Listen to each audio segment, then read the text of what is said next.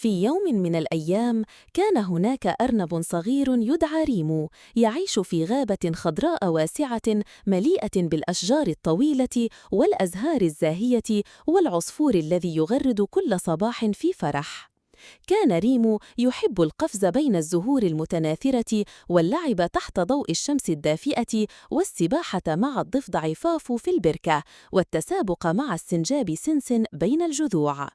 وفي كل مرة يضحك فيها يقفز قلبه فرحاً كأنه طائر صغير يحلق في السماء.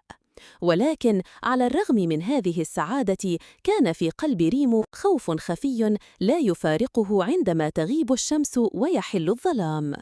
كان يخاف من الليل ومن الأصوات العجيبة التي تصدر من الغابة ليلاً، همس الأغصان ونعيب البوم وطقطقة الأشجار كلها ترهبه وتوقظ في نفسه صوراً مخيفة.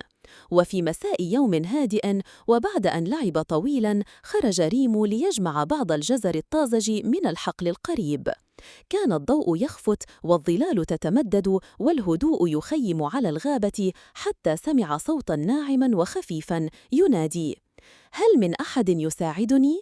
توقف ريمو فجأة والتفت حوله وقلبه يدق بسرعة.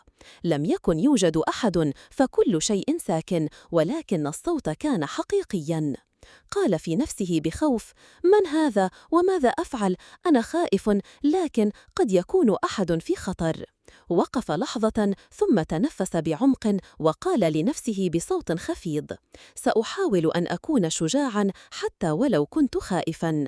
بدأ يمشي بخطوات بطيئة في طريق ضيق بين الشجيرات، والأصوات تزداد من حوله.